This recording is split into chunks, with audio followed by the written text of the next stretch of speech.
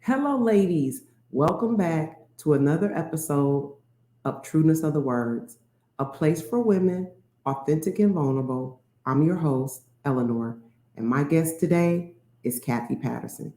Kathy is a wife, a mother. She is an advocate. She's been a minister for over 20 years. She's also currently an associate where she shares the amazing platform with her husband. I want to say thank you for joining us on today. As you know, we are in a series about accepting and loving our adult children. The Lord alone placed this within me. I myself am on a hard journey for almost 14 years of ups and downs with my daughter. So I have surrendered unto God, knowing that He does not make mistakes and will use it all for His glory. So let's talk about accepting and loving our adult children on today when we bring Kathy on with us. Hello, Good morning. Kathy. Good morning. How are you Hi, today? how are you? I'm good. I'm I good. want I'm good. I'm blessed and humbled and honored by this invitation. oh, Absolutely. I'm so excited. I'm so excited you're here. So let's jump into this. So I want to say there are a few things, okay, that I Yes. wanted to chat about. But before we do that, is there anything that you want to say? I just want to say it's an honor being here. I want to say it's the topic, as soon as you gave it to me, it just I have so many friends, so many people dealing with their adult children, even in my own family. With my husband. So when you brought this topic to me, I was like, this is God. This is Oh, truly God because I don't think we talk about relationships with adult children and how important it is. yes, that's powerful. Thank you. Now, I always Yes. say this, anybody that knows me knows I keep my notes right.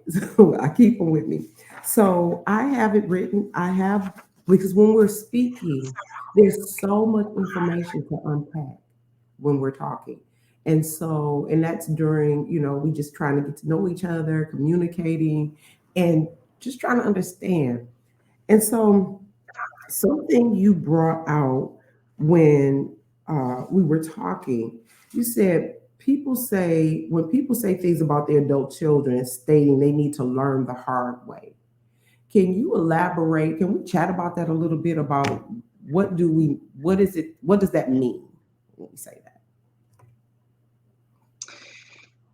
Well, for me, okay, when your child gets 18, that's the thing we say they're an adult, right?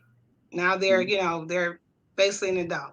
So we're done raising our kids, right? Mm-hmm. We did all the things that we could do. We tried to put them in the right school, discipline it, all that. The problem is when they become adults, and I think it's a generational thing where we Mm-hmm. come and we say, you know what, I don't care what's going on, they need to learn the hard way. So sometimes because we've already raised them, we stop investing, we stop pouring Mm-hmm. that wisdom into them. We start telling them things because we feel like, well, they gotta learn the hard way. They don't. That's a myth. They don't have to learn the hard way. Life will interrupt them and give them hard things, regardless of what we do or what we don't do. What we don't have to do is allow them to run into walls that they don't have to necessarily go into. Things that can basically alter their lives. So we have to be careful saying our children need to learn the hard way because we don't want to pour more into them. Oh, they grown, they need to do what they need to do, and Mm-hmm. that's not necessarily true. Part of it's true, but life will take them there. We don't have to give them lessons. Life will give them lessons. We don't have to add lessons to their lives. We did that when we were raising them, but now that they're adults, we should be advising and pouring into. Now this is our investment that we pour into. Wow, that's really, really good. So when you talk about the investment, I have this thing where I say all the time that whatever I've said this before, whatever I put in you, I expect to get that back out of you. But do you have any enlightenment for women, or have you experienced where early on you've invested something in maybe your children, and in their adult years you're not seeing the fruits of that right away? And how do you manage that, if that is so? That is absolutely Um, so. because as a parent, you can do everything that you in your mind do. Like, give an example. Let me just break this down. When Okay. I had my son. Okay, I had my son out of wedlock. And me being a person I am, I was call myself being an intellectual person. I bought every parenthood book, everything I could think of. Like, I'm gonna raise my child right. I'm gonna, give him everything he needs out of a book. Not the Bible, but Mm, out of some magazines and some books. And I found quickly on that that doesn't work. That doesn't work. So pouring into my child and seeing him do some stuff as an adult, you're like, well, that's not what I put into you. That's not what I, invested in you. mm, And so what yeah. happens is we start looking like, wow, this is not the child I raised. When we don't realize that they're still in this world, and the world Mm, infiltrates. So in other words, it's like the world filters in what we have poured in, right. if that Yeah. makes sense. And so Hmm. sometimes it alters what we invested in our children, because the world is going to filter in, regardless of what we do. The world's going to filter. It's nothing we can do, from friends to environment to even teachers, Yes. um, places they go. We don't realize that no matter what we pour into them, there's an infiltrator. There's the enemy that will come in and disturb some of those things that we have settled in them and their foundation, and try to rock that. And sometimes that comes across in their adulthood, and there's nothing we can do Mm, but pray. wow. It's not what we've done, but again, we in this world, but we not of this world. And unfortunately, and I can give you a testimony on something like that. Yes. That I was like, okay, that's not what we do as a family. That's not. God taught me a lesson when my son was, I think it was like 8 or 9, Hmm. and I was just newly saved, and I told my Okay. son, I was like, we don't listen to anything gospel music. We don't use profanity. I mean, I was pouring all this good stuff in him, right? Mm, Stuff for him to be wholesome. And I'll never forget, Eleanor, he came home singing R. Kelly. Nothing wrong with a little bump and grind. And I was like, what? I'm like, all the songs for him to memorize. I'm like, where did you get that song from? He's hmm. like, from school. I said, what do you mean from school? Yes. Well, Mr. Shackelford, he told us he was a cute dog, and he would put on music. And so when we have lunch, we would have music. And the Lord spoke to me then. He said, you can only teach your child and give him a foundation, but you can't take him out this world. So there'll be things that's going to infiltrate them, Amen. whether you there or not. And I think as parents, we think that we can shield we cannot shield our children from this world. The world will infiltrate and bring stuff into them that we have no clue. Some things we know about, some things we will never know because our kids won't share with us. But that let me know in, Yeah. you can't save them from the world. Oh wow. You can't I save them from use the world. that. That It's is really inevitable. good. That's really good. I remember my daughter when she was in high school. She was at home. When she was talking, and her friend was there. And so I literally um, was listening to her speak, and they were talking about what other kids did.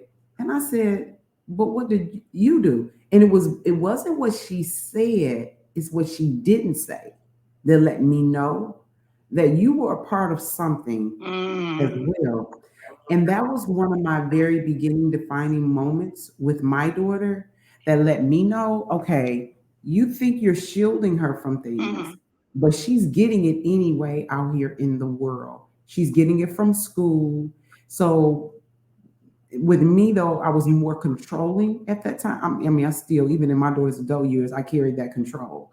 And so I've recently learned how the Lord has taught me through hardship how you have to release that. And so, but that was my beginning mhm, factor of knowing, okay, she's getting things from this world. And how do you combat that? How do you, Eleanor, give your daughter, not even, you're giving her the foundation, but how does that look differently? And so mhm, I think so many as women and as mothers, you mentioned you had your first child out of wedlock. Same here. And so I'm raising a child on my Mm-hmm. own and trying to figure it out pretty much as you go. And you really are as um, it's not that your parents didn't do the best that they knew. So you actually have to give grace there because they did the very best that they knew how to do. Now we kind of get it a little bit better, but you also said when Mm-hmm. you first got saved and you told your son, okay, so you putting everything in them. We're listening to gospel music, this and the other. Oh my goodness. I remember when that was it. I said, you will not curse around my daughter. Nobody can curse around her. You can't do this. Oh my God. As if though, well, we did. We forgot there's an outside world that they have to go into. And so, yes, Absolutely. that's really good. You have anything else you want to talk about that? Um, you know what? Yeah, because my son, he had gotten into some anger issues because his dad wasn't around, like he wanted him to be. He was kind of in and out. And so what I did, Eleanor, was I started realizing from elementary school when he had the incident with the R. Kelly song, I said, I can't be the only person doing this. I have to have a village. I have to have a village pouring into him. When he's got in middle school, that was my prayer. I said, God, send him people who will Mm, pour into him what I pour into him. Not so I can be controlling, but so mm, he'll know that it's not just mama that wants him to live like this, but this is the way to live. This is the way to go. You have to have a foundation. You have to. Yes, you're gonna make mistakes. Yes, you're gonna have some stuff that you shouldn't do. Look, I've done. I did it. I said, but I want reinforcement in his life. So I prayed and asked God. I said, everything that he has at home, I want him to have reinforcement outside of the home, because so many times we tell our kids, because it's how my parents was. I don't know how your parents was, but my parents was like, "You look, you do what I say, not what I do." that So was the I seen motto. a lot of hypocrisy, and I seen a lot of stuff going on. So my prayer was, what he sees at home is what he sees on the outside with his mom. And not only do Mm, he see it on the outside, I'm praying that God gives him reinforcement, so he'll know that, because you know how kids are. That's my mama talking. That's what my mama wants. So when I start praying for that reinforcement, let me tell you what God did. And I think as parents, we don't think about that. We don't think about, we need to pray and tell and ask God, send some reinforcement outside of me, so my mm, child will know it's not just me that needs him to live like this, but this is a God thing. This is a good thing, and this is what's going to help him when life start hitting him, whether I'm here on this earth or not. awesome. And I never forget, he had an internship, and he had to pick an internship when he was just got in high school. He was in ninth grade, and that was part of his requirements. It was a new school. The school was built like a college. All the grades were in different levels. They didn't have grades; they had narratives. It was a really good school. And so during this internship, he had to pick a place to, do an internship. Well, my son picked dog training. I'll never forget that. I'm like, dog training. I was like, do you want to be a vet, or I'm confused. At the time, I didn't know why he picked this. He's like, Mom, I want to train dogs. I'm like, okay, you can train dogs. He went to go train these dogs, and it was not in a good neighborhood. And so I was, being a mother, I was kind of concerned. I didn't know the people. I don't know. They got a list from, I guess, from the school or something, these companies that was willing to have taken these teenagers to do internship. Well, little did I know that internship, Eleanor, turned into a lifetime relationship. Wow. And this is where I probably need my tissue. My son called me, and like I said to him, my son he was really going through, because that's that age where their hormones are going, and his dad wasn't in his life. He didn't understand it. Still wasn't married, and he said, "Ma," he said, "you're going to love this internship." And I'm like, "Why am I going to learn an internship?" He said, "Because at lunchtime." The owners do Bible study. Eleanor, I was like, what? He's like, they do Bible study. And they asked me, is it okay? My mom said, yeah, my mom's in church. And so when I say that turned into a lifetime relationship, that my son was 14 then. My son's 33. To this day, that's his pastor right now. That's the one who married him. They've had this relationship over 18 years now. And these Bible studies, my son would come home and tell me all kind of things. And the one thing I didn't want him to do was have a child out of wedlock. Now, if he would have had one, fine, because I can't be a hypocrite and say, you know, that's not, that's the worst thing you can do, because it's not the worst thing you can do. But I knew the challenges. I knew the stuff that would come against him. I knew the struggles that he would have. It wasn't the baby or him having sex out of marriage so much, even though that's what we believe not to.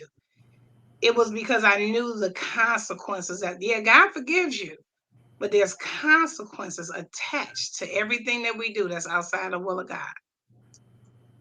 And I never forget, he told me one day, and his name is Flem Peacher. He's a pastor, like I said, and he said, Mom, we were talking about relationships. And to this day, I don't know, I think this is why my son got on the right path when it came to relationships.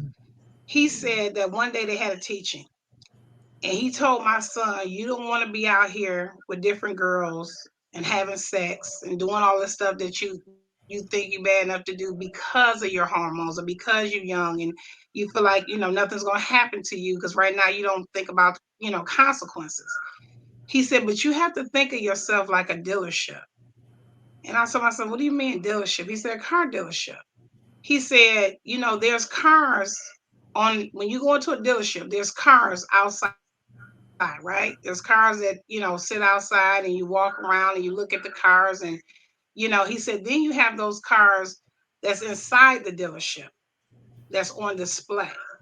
He said, well, the cars that's on the outside, they have been damaged have been in all elements, the rain, the sleet, the snow. He said them cars have miles on because people have test drove them. He said, but the cars in display are preserved for special people. They are not test driven. They have not been in the elements.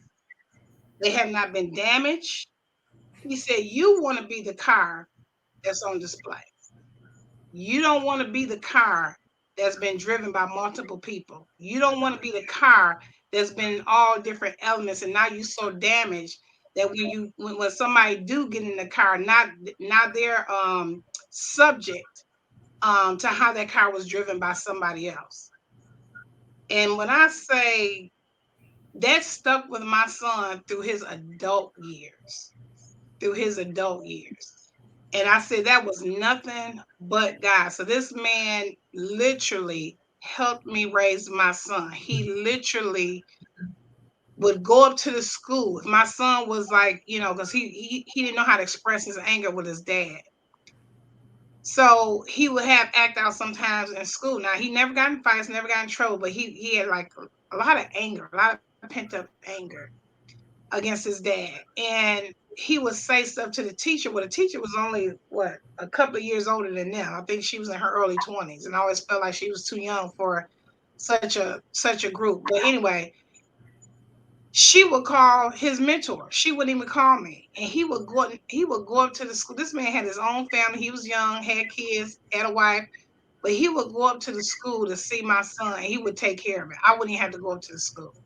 When I say this man enriched my life, you're talking about having somebody on your show. When I say he did things that I probably could never impart into my son, and then the Lord reminded me. He said, "You pray for reinforcement. You pray for your son to be surrounded by the same thing you teach at home, so he'll know this is just not mommy trying to keep you out of trouble. This is not mommy trying to make you a goody two shoes. These are tools that's going to help you with your life. You need these tools." He told my son, "You have to make a decision. Do you want to be an air conditioner or do you want to be a fan?" And my Mm, son said, "What does that mean?" He said, "Because a fan just moves stuff around the room. It doesn't change anything." He said, mm. "But an air conditioner changes the atmosphere." He said, "When you Ooh. in a room, you don't want to be influenced by what's already in the air. You want to be changed by the atmosphere. You want to be the atmosphere changer. You don't want to be the one to direct the change in the room." Mm, And so I believe to this day, those tools that was given to him, he used them to this day. He's married. He's about to have his first child, and yeah, he still have his struggles and different. We all do the stuff that we go through, but it's nothing but the grace of God and the prayers and what I prayed, and just totally depending on God where He is today. And so that's part of my, when I say, you have to pray for that reinforcement. Sometimes we just, oh, we're gonna pray and make sure our kids are good. But as women, and I say women because we are the carriers, we hold the womb. So when our kids go through stuff, we feel it the most because we are the carriers. We carry the seed. We carry the seed, whether it's to see the good things or to see the bad things. We are the ones who carry that. And so, mm. as a mother, we can't just pray that they do good because we know, we said in the beginning, the world's going to infiltrate them regardless of what we teach them. But we can pray for that reinforcement. And then we have to take our hands off and let it go. But we have to pray for that reinforcement. Lord, everywhere they go, let them be reminded. Every time they look at something, let them be reminded of you. Send somebody in their life who can impart into them not just what I say, but more wisdom, better wisdom. And God did it. He did it. Oh my goodness, I love that. I almost Yeah, God did so it. that is I want to say this, and we haven't. I don't want to. I'm going to say this because something's happening with feedback. So, ladies out there, you're listening. Please don't let the feedback. The enemy started off real early and busy trying to not let this come forth, Yes. and I know that's what it is. So, I'm not just saying that because too many technical things are happening. So don't get distracted by any feedback you may Hmm. hear. I need you to hear what God needs us to hear. And He's bringing that forth for us. Now, Kathy, Amen. I want to speak on when you're speaking about the the mentor that came into your son's life. The powerful thing about that, there's two powerful things, and then there's a negative that I want us women Hmm. out here to see. And I want to first speak to the women that has a husband. You're a wife, you have Hmm. children at home, and this man is going out and he's assisting in someone else's family. Be that woman Hmm. that you're walking with God. Be that woman to know and trust that God is you. He's going to provide and keep you. And when I say provide, I don't mean financial, even though He's going to do that. What I'm saying is, if you Right. have a husband that's called for that, trust God that He's going to keep your husband in a place of integrity, because so many women Amen. are intimidated by, or I don't know what it could be, jealous, or what, I don't know the phrase for it. For lack of a better term, we're just going to say intimidated by, here's a Hmm. single woman. What is my husband doing? Why is he spending so much time with her? He trust God to know that God has placed a calling on your husband's life to be able to be an impartation into this another young man's life. Hmm. And for women, I mean, we have the same thing. We have to give an impartation into other young women's lives. So I just want to say that a little bit to women. Hmm. Have faith and confidence in God, because Kathy, you demonstrated a powerful thing. And what you demonstrated was a woman also of integrity. Because here's this man pouring into your son's life, and you kept it in a posture of trusting the Lord. This has nothing to do with me and this Hmm. person. This has everything to do with Hmm. my son, and that I prayed and I asked God to give him what he needs outside of the Hmm. home, that I'm trying to instill in him as a woman inside of the home. And God did that. So I just want Hmm. to show both sides of that. Women, trust the Lord when Absolutely. He calls your husbands out here to be to be that beacon of light, helpmate in areas for these young men, Mm-hmm. and the same women when the man does come, be the person, that woman of integrity, and don't think that this is okay. This man is showing interest in my son or my daughter, so they're showing interest in me. Something in me is saying that needs to be said, so I'm saying that. Absolutely. Okay. Absolutely. Absolutely. I totally agree. And let me put this caveat in here. It was a family business. So it was Flem, his name is Flem Peacher. It was his father, his mother, his sisters. The whole family basically rallied around my son. And women do have to make sure that when anybody comes to mentor their children, that they know this is for their children. This Hmm. is not a love connection. And I'm not saying stuff like that doesn't happen, but as a single mother, I'll just start off as a single mother. We have to be so prayed up because sometimes our vulnerabilities will have us see and hear things that are not there or that are not real because of where we are emotionally, because we're emotional creatures, and it's a good thing. I think so many times it's almost painted like a bad thing because women are so emotional. Well, the world wouldn't be what it is if we weren't emotional. So, I don't want to put a negative connotation on being emotional, but we just have to make sure, what married or single, that we have to make sure Yes. that we're listening to the voice of God, and we're hearing. We're not just listening. It's twofold. We actually have to hear God as well, because God speaks back. Well, a lot of times it's like, oh, God didn't speak back. Yeah, He spoke back. It just wasn't what you wanted to hear.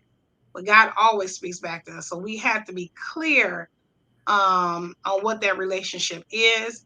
And sometimes it could be seasonal. God just allowed it to be a lifetime relationship because He knew what my son was gonna need in his young adult years. And Flynn Petrie, I would say he's only like 8 years older than my son. So it wasn't just a mentorship, but this was like somebody like that could be his brother. So he was able to relate to him because he's like, this man is young. He's not like, oh, they think we old anyway. He's not old like my mom. He's in with the times. He knows what's going on. So that was the help as well because they weren't that far apart in age. That's powerful. I'm glad you said that. That's real good. So, ladies, I hope that we hear that, because that's a part for me that's not, it's not funny. It's nothing to joke with, um, Hmm. and it's just, it's a powerful thing. So I hope someone's really listening to that. So I want to elaborate on something that mothers, we feel every mother should do, right? Or start doing. And something you said is let go of their expectations of their children, the picture they painted from the wound. Now, I really want that picture, and I kind of know what you're saying there because we have a picture of what we think our children should be when they come here, and you kind of have spoke about that a little bit. But if you can dive deeper in that, I would so appreciate it. Absolutely. Oh gosh, that's so much to unpack. When we have our children, no matter what state we in, whether it's having our kids out of wedlock, like we mentioned before, whether it's inside of a marriage, whatever the case is. I mean, you could adopt a child. I even think it happens even if you adopt a child. We have a expectation, and most of that expectation comes from what we think we're gonna pour into our kids. You know, if you make a cake and use all the ingredients, you expect to get a cake. But how many times you've had all the ingredients and you tasted that cake, and somehow that cake did not come out how you wanted that cake. And I think as parents, men and women, but I say especially women because we're the nurturers, we like, well, if I pour in a little bit of this, if I pour in a little bit of that, if I put this over here, if I put them in the right schools, if I make sure they articulate, to, I don't know, to the highest level, if I live in the right neighborhood, give them the right zip code. if I introduce them to the world, like museums, and expose them to the fine dining, if I show them the proper way to, to have a salad fork, and how to, hit the different utensils. We pour all this stuff into them, and then and after we pour it, we have the expectation. This is how our child is going to turn out. Mhm. And that is not reality. Because as you are pouring, the world is pouring something into them. As you are pouring, your Mm. child might have a mental illness that you don't know about. As you are pouring, your child might go through through incest or molestation or rape. Let's just keep it real.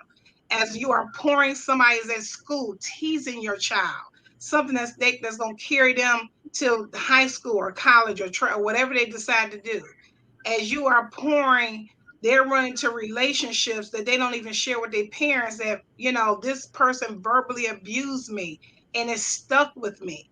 I had a Yeah. teacher, my son went to a magnet school. Anybody know anything about magnet school? You have to have certain GPA. And the first day he got in class, the teacher asked what everybody got in math. My son said, I got an A in math. You know what the teacher said? Sure you did. That stuck with my child. It was such a negative kind of, it's like, what? And my son, but it stuck with him. So what I say about reality is, your expectations are fine. You should have expectations of your children, but that's not the reality. That's not the reality, because as like you said, I did mention it before, as what you're pouring in is being infiltrated by things that are happening to their lives. Think about us as adults. There are things that we have went through as adults. We will never tell our parents. We will never share with our parents, because we know it will crush our parents. And so sometimes when our children act out, or our children is defensive, or going through depression, or any kind of mental illness, we automatically think, okay, what did I do wrong? Where did I go wrong? What happened? Life happened. They might actually have a mental illness. They might actually need help. They might actually had somebody molest them. They might actually have went through some verbal abuse, but we don't know. All we see is the symptoms. When our children are going through something, when they're acting out, that's a symptom of a root that we don't know anything about. So the problem is, when I say reality, their reality is that root. We don't see the root. You can look at trees outside, and plants and flowers. All you see is the manifestation of, it's either a bloom, there's flowers, or there's either a withering. But it's always in the root. Is always in the root. What is in that root that got a hold, that got attached? What was a dry root? Was it too much? Because sometimes we can give our kids too much, where now they're solely dependent on us, and they're not independent. Or the opposite, like what I did, because I'm a transparent minister. So I'm gonna let you know, I'm very transparent. So when you talk about authentic and vulnerability, I'm very transparent. My transparency, what I say I did with my son, was I made him too independent. I made him so independent that right now, I say his biggest struggle is his pride. Like, I can do it on my own. Even in his marriage, I can do it on my own. And so that's not to say that I just messed up, make him independent, but sometimes you can pour a little bit too much.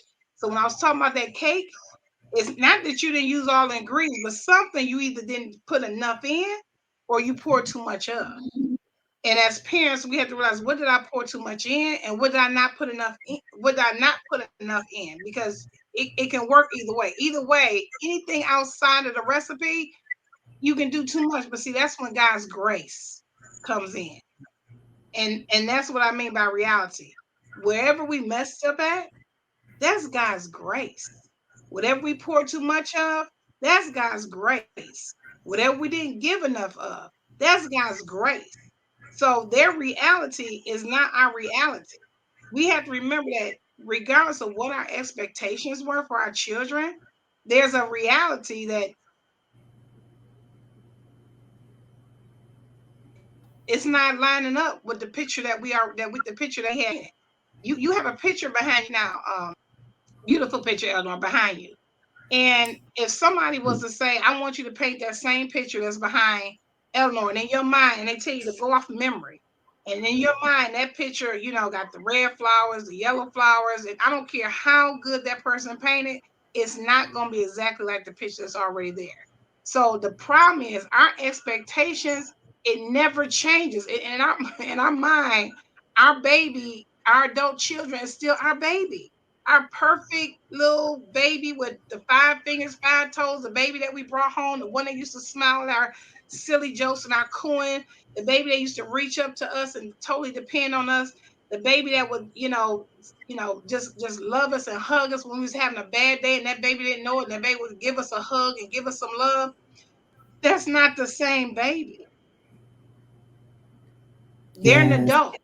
Reality. I think our expectations never leave from when we had that baby from the womb. With that it just never leaves, because it's a permanent pain. It's just gonna stay there because because in our minds we carry them.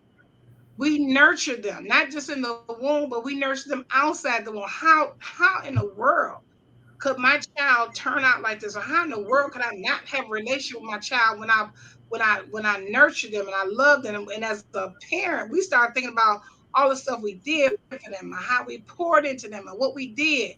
And God, like, no, no, no. First of all, it was God who helped us do everything that we did. But just like us, children leave, children have their own mindset. They get their own morals, they get their own values, they get their own priority, what they think is important. And unfortunately, our reality just don't match our expectations. Wow. You unpack so much there. I kind of want to. Normally, I'm like writing down all the notes real fast. I'm writing them, but it's literally staying in my head because you hit a few things. So I was writing notes all in my head, didn't even want to move because I didn't want to. So listen, when you talked Amen. about Amen. we putting them, we move in the best area, putting them in the best schools, you allow only certain things in the household. Literally, that was me.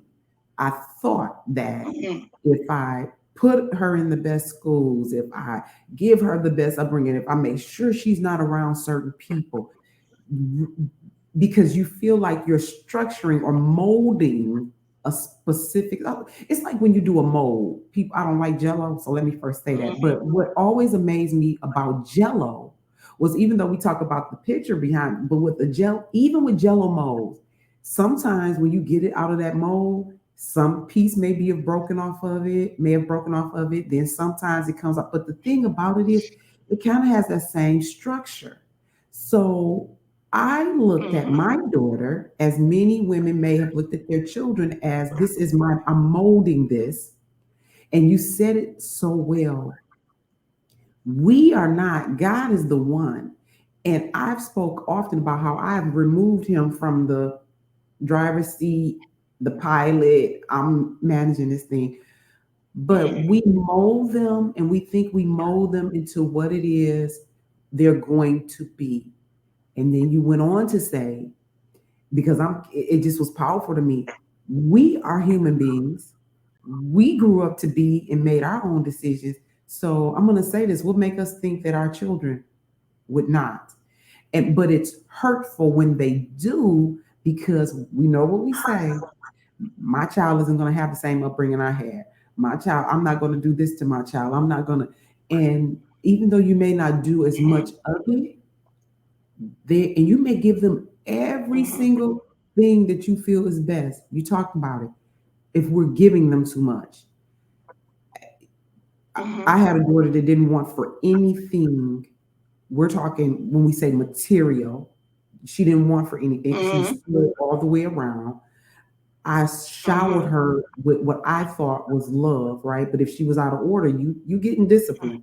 You disrespect me with that mouth, Mhm. I'm coming at that mouth. If you not doing what you need to do in school, you getting that butt tap, because we're going to be responsible here. And so with my daughter, she said that was abuse, right? And I always laugh. I said, well, I don't know what if she would have got what I received when I was coming up. we got extension cords and everything, right? It was on our tail. Mm-hmm. So Right.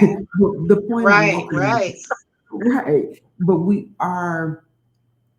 we want to do something different for our children. And sometimes, like that cake batter you said, sometimes we pour in too much. And then sometimes we don't give enough. And then, but they're human. And we have to learn what, like that love language. I think it's important. So, any woman out there, if you're raising children now, learn your children. Don't learn them for what you want them to be. I think that's a powerful thing that I wish I had a gained early Mm-hmm. on. You gave some really powerful information.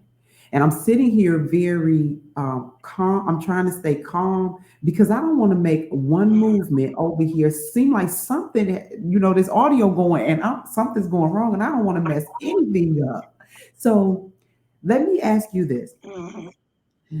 Taking on their failures, wow, as a mother, something you talked about where we're taking on our children's failure or taking on their failures as our own. How do you feel about, I mean, can you speak Yes. to that?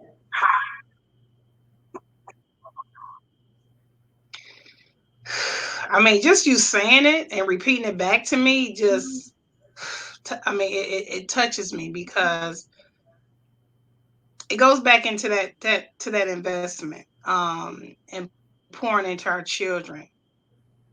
It's hard not to when when I say failure, I'm not talking about a job, or it could be a failure in their emotions. It could be a failure in how they interact with us. It could be a failure in how they're leading their life. Because and when I say failure, it's contradictory of what you poured into your child. And so when we see things like that, we consider it a failure because it's below the standard that we put into our children. And so, say for instance, if your child has a mental illness, and I told you that's close to my heart, Yeah. or say your child didn't finish college, say they started college and they didn't finish, so they didn't finish high school. You got some parents, where the child never finished high school. We take that failure on our as ourselves, like, okay, again, what didn't I do? Um, what could I have done better? And we start backtracking and looking at everything, every single thing that we did. But as you said before, that is God who allowed us to do what we did do. We're not perfect people, but that's not what we go to immediately. Immediately we go to ourselves and say, what did I do wrong? And so whatever our kids do wrong, we take it as our own. Like, what did I do to make them do that? Or what did I do to make them say that or feel that or not complete that? We will take on everything that's negative and take it as our own because we was like, no, that's my child. That's no, that's a loan. That was a loan to you. That was a spirit that God granted you to raise in the flesh. But that child doesn't belong to us. It reminds me of the story of Hannah. When I had my radio broadcast, it came from the story of Hannah because everybody was getting married in my church. Everybody. When I say everybody, it seemed like we had like 60 something weddings. And I was prophesying on that I was going to get married. And every year it came, it was never me. And the Lord brought Hannah to my mind, and I read the story of Hannah, and that's how I came up with the name Hannah Breakthrough Ministry. Because Hannah prayed and prayed and prayed, and because she was in teased, and the other wife was basically, and I'm just trying to summarize it, the wife was, basically teasing her, and and because she was barren. And Hannah prayed until she couldn't pray no more, where the priest thought she was drunk, and all she wanted was a child. And but what struck me about that story was when Hannah became pregnant, the first thing she did was give that child back to God. And in that story, I kept saying, God, what is it that you want me to get out of this story? And what the Lord told me was, it wasn't the child that Hannah wanted. It wasn't the child. What Hannah wanted to know was, God, do you remember me? God, am I worthy to be blessed? Am I worthy of your promises? That's why it was so easy for her to give Samuel over to back to God, because she was like, it's not that I want a child, but God, you bless the other wife, Penaniah. How come what's wrong with me? How come you don't bless me? And so as a mother, when we have these children, we don't realize they belong to God. That their failures are their failures. We were just the carrier. We were just a blessing. We were just a womb that was chosen. We are not the ones to carry on their failures. Their failures do not belong to us. Their disappointments don't belong to us. Their attitudes, their emotions don't belong to us. That is not for us to carry. God said we've done our part, and we cannot take on our adult children's failures, or even their lack of relationship with us. Sometimes we look at it, well, they don't call me. I talk to women that they say their adult children might call them once a month, don't come see about them. And we'll take on that as our failure. Like, well, what did I do where my child is not close to me? What did I do where they don't want to come see me? My son had a daughter and a son that didn't talk to him for over 15 years. And I had to constantly tell him, that's not on you. That's on them. Because if you've forgiven them, if you've moved on and said, you know what, that's their issue. The woman of 15 years, that 12 years that had the issue, she wasn't her issue. So many times we take on the issue, we actually create, like you said, talking about a mold, you almost create another entity, because you like, that's my issue. No, that's not your issue. That's your child's issue. If you have forgiven them and say, you know what, Lord, just bring them back to me, it's not on you. And me and my husband prayed when we met. I think we prayed for over 10 years, literally. No, we've been married 19 years. I think we prayed. They just came back last year, and now they're closer than ever. When you talk about no communication, it was horrible. And I had to watch my husband cry on every Father's Day, every holiday. And I had, and through all those years of prayer, I said, it is not your issue. It is not your failure. That's their reality. That's their reality. That is not yours. Don't make it yours. Your reality is you have forgiven them. You have said no matter what, they're still your children. That you'll just like the prodigal son, you'll take them back no matter where they've been or where they've gone. I said, now it's on them. They're adults. And I think we miss it. They are adults. Their frontal lobe grows at 25, which means they know the consequences right now. If they over 25, they know the consequences of what they do. And I said, and I said, make it so bad. I said, that's on them, because the Bible says there's no condition in the word that says when you honor your parents, it has to be because they were perfect, because they gave you everything, because they gave you the right balance. That condition is not, there's no conditions on that. It says to honor your parents, that your days may be long. And that's it. There's no condition attached to that. So, and I had to tell my husband, we prayed our way through. To this day, we told them we prayed every single day.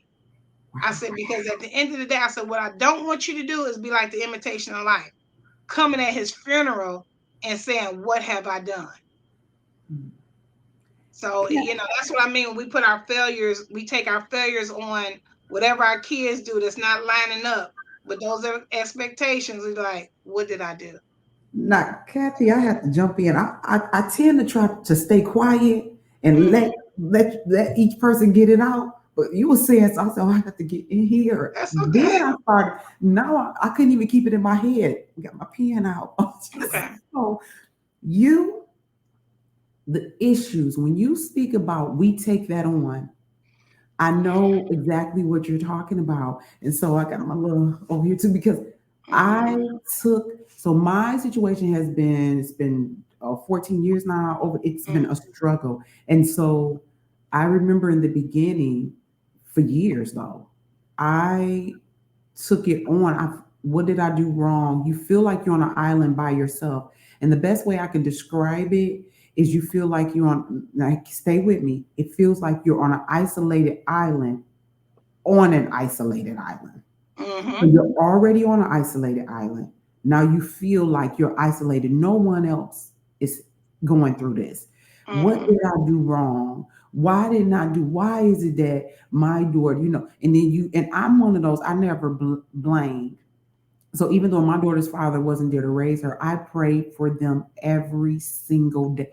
To this day, Mm-hmm. to this day, I pray, Lord, give them that relationship, because I could see things too that I could see, like daddy issues is what they Mm-hmm. call it. And Mm-hmm. so but I was from day one, I prayed over my daughter. And so when that distance came, and it's other things in the play, people Mm-hmm. not getting along, this is a problem. But either way, my thing is, this is my daughter. So that's where I'm was at. Everything else, what about she and I? And you take that on, you take it to heart, and you think you're the one to blame. But you said something else. I jotted that down. And I'm gonna say this, ladies. If you didn't catch anything else, catch this. She said that frontal lobe, it develops fully at 25. I did not know that. So that Mm-hmm. means, hey, 19, 20, 21, 22, 23, 24, you can act a little, but at 25, you've developed, right, you genuinely know right from wrong. Yes. You have the capacity to forgive, choose to forgive. You have because here's the thing, too.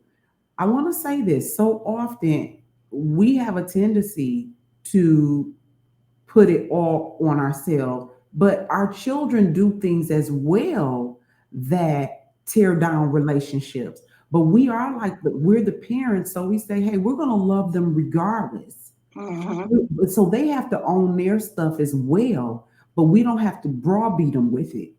Our Right. responsibility is to love them when they come back Mm-hmm. Mm-hmm. and be there and let God do the rest. That's our responsibility. You're so right. It brought back some of my memories. It goes back to that infiltrating. My husband will call his kids, and I told him stop. Don't call no more. Don't reach out no more. I said because I said God is doing something with them. I said by you calling them, that's interrupting what God is trying to do. I said I'm praying that they have peace, but they don't be comfortable. That they don't be comfortable with not having a relationship with you. I pray that they just it's like an out of body experience where they trying to figure out what it is, why they feeling this way, and it's because they're disconnected from their relationship with you. I said, and that was the hardest thing he had to do because he was still trying to try to reach out, and the minute we stop reaching out, it seems like the more it seemed like we were getting closer to getting through to them. And I think it's just a shame that as parents, you got parents to this day that they overdo for their kids because they feel like they're not gonna love me. They're not gonna if I don't do this, they're not gonna want to be around me. Cause I had to tell my husband that when they did call, it was always I need some money, pops. I'm in a jam, pops. I said stop. Don't give them anything else. I said because now the relationship is based on condition. I said, when they come back this time, it'll be unconditional. It won't be based on what you have done for them, where you have been for them. I don't care if they homeless.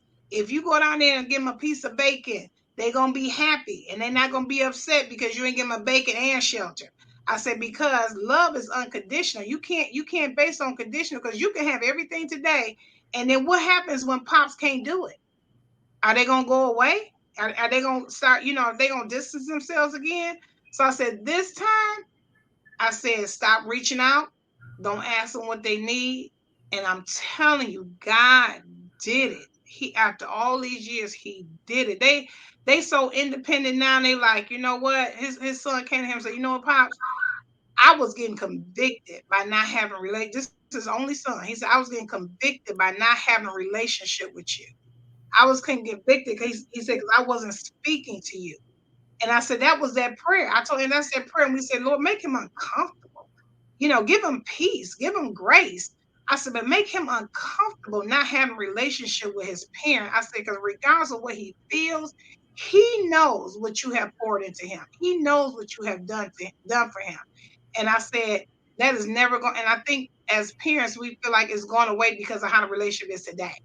Like they forgot about everything that we've done. No, they haven't forgotten. My son at 18, you know what he told me? If he don't give me another thing, he said, Ma, you need to write a book and teach parent classes. He said, I appreciate how you written. Now at teen, I didn't think he could stand me, because he was going through that teenage how they turn to an alien. And he said, Ma, he said, no. He said, I appreciate how he don't have to give me enough. The fact that he said that to me, being a single parent, the thing was a couple of years ago, he know I love sculptures. He gave me these acrobats that look like they propelling off the wall. And he put in the car, he said, Ma, thank you for having an acrobat faith and raising me because I know it wasn't easy for you. Now, I didn't never talk to him about my struggles, money, whatever the case may be, but he had a sense that I know every tool that you had, regardless if it was too much of one thing or not enough of another, you pulled out of what you had. And that's what a lot of these kids don't realize. There was no going to Lowe's, Home Depot, adding anything else to my toolbox. I pulled out, even with the word of God, I still pulled out everything that I could use.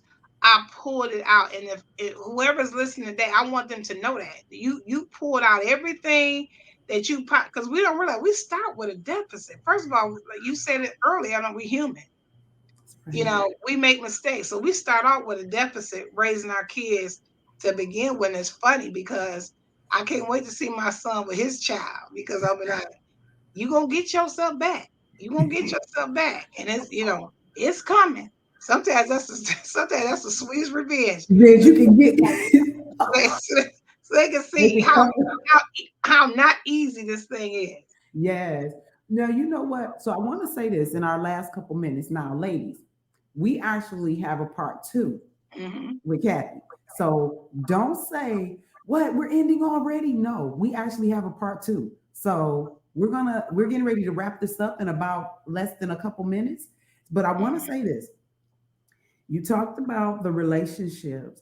I'm going to say this in short, so that way we'll pick up with this for ladies. Okay. So we'll leave this as a caveat. My daughter, when you talked about don't communicate, leave it alone, because it's like it comes with conditions.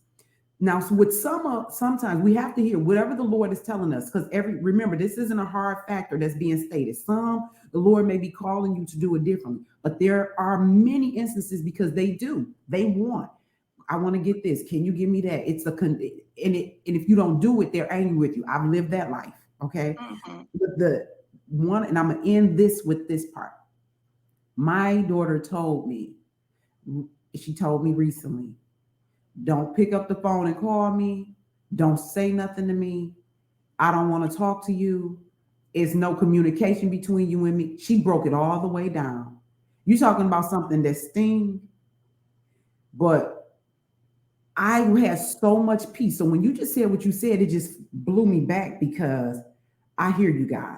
Because he gave me peace in that moment when she said it, that you will not reach out again until it's timing. I heard that was so clear and peaceful for me. So when you just said that, it just did so much for me. So ladies, when we come back, Kathy is going to expound. We're going to talk about that so we can chat about when our children tell us, don't reach out to me. I don't want to talk to you.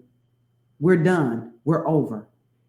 And what it looks like when you make the decision not to, how God alone can bring them back to the fold. So, Yes. ladies, Yes. until we see each other next week, you're going to be looking for Kathy then because she's coming back and we're going to talk all about that. And I'm not even going to end this with my usual spiel. We're just going to end it because I want you to come back and see Kathy on next week with everything Amen. you're ready to give us. Yes. I'm excited. I'm excited. Please come back. I'm excited because this is God ordained. And we live in a generation and a time where the enemy loves a broken relationship. Yes. All He right. loves a broken relationship, but God has a way of healing all of that. Every piece that has been dropped, God is going to pick it up, and not only is He going to use it, because we forget, even our children, if I can leave anything else, even our adult children have to have their own testimony. And boy, how much sweeter it is when God restores. Mhm. And that we will end with, and we'll see you next week.